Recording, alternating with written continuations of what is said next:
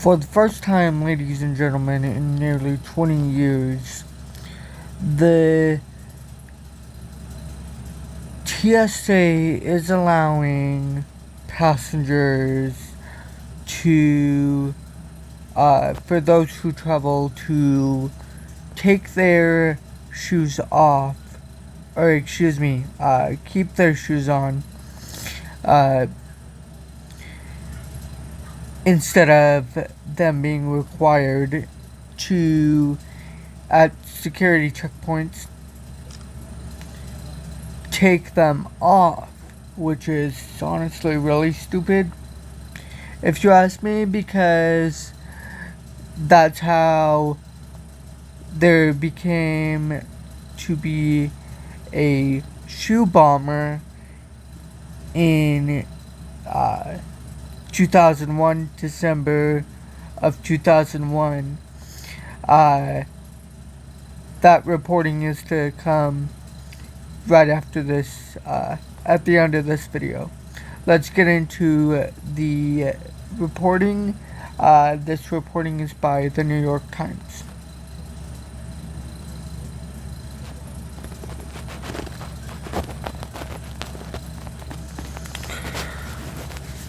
Ladies and gentlemen, just to let you know, the title of the article in the news reporting is called T.S.A. nearly after 20 years allows for a heated rule of passengers being required to no longer be required to take their shoes off.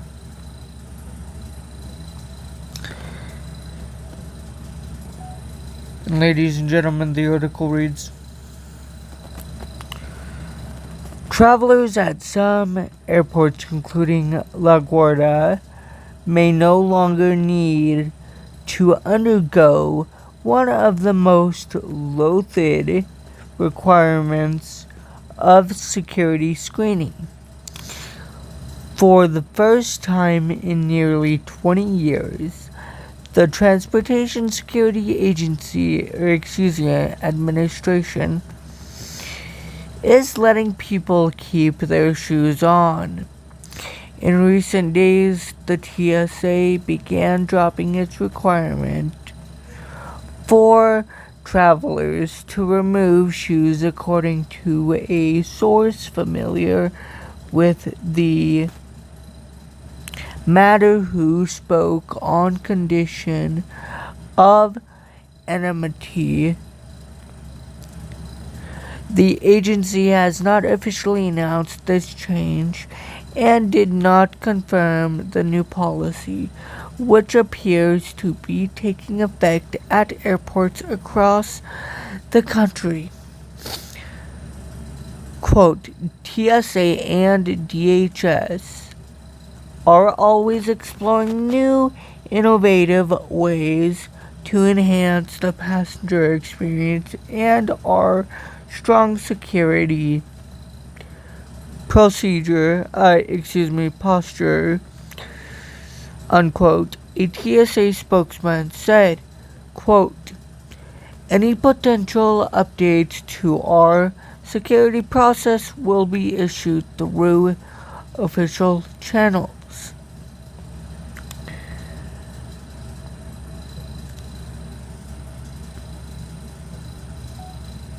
I don't necessarily see how this is an enhanced update to security when this exact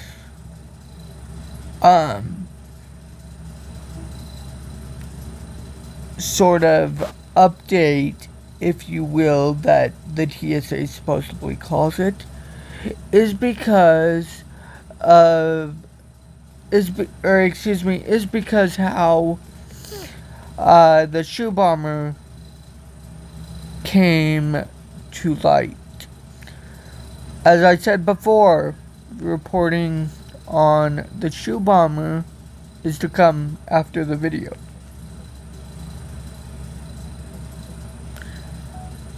And breaking reporting and legal breaking analysis update.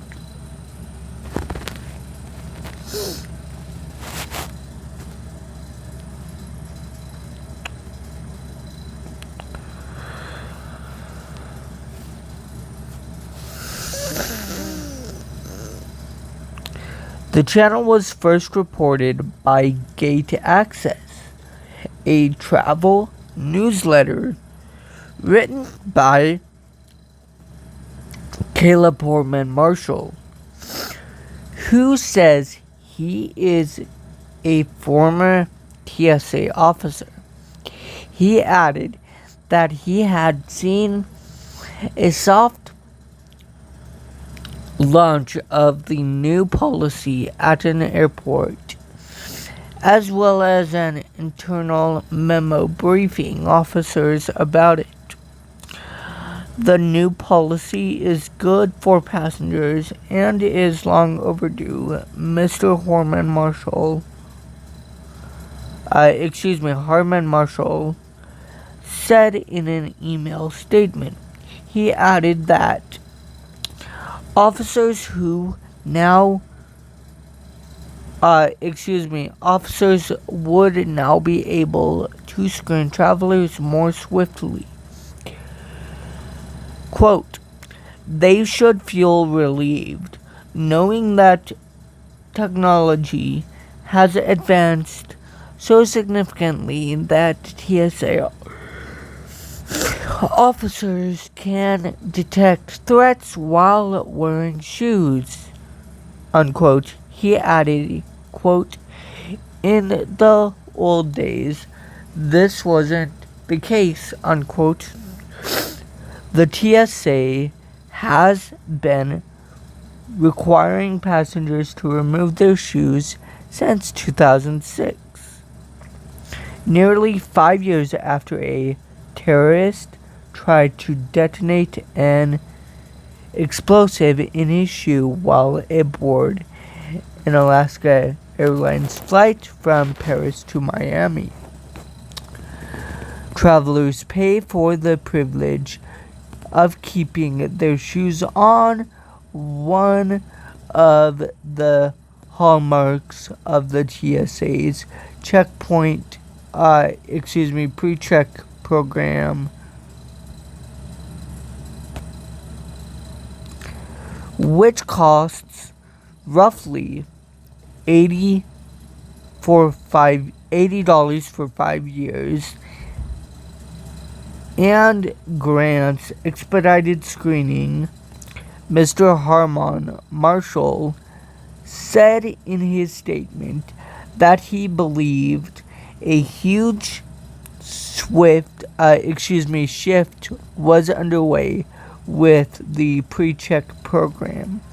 The TSA knows that allowing standard travelers access to perks like keeping on their shoes,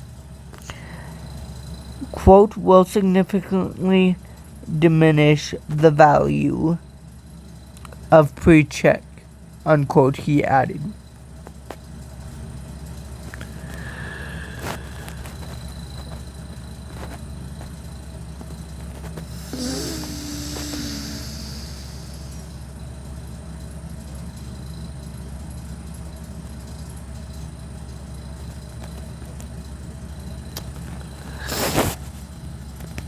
With that being said, ladies and gentlemen, there will be the reporting of the shoe bomber coming right after this video in a different clip. Stay tuned for that.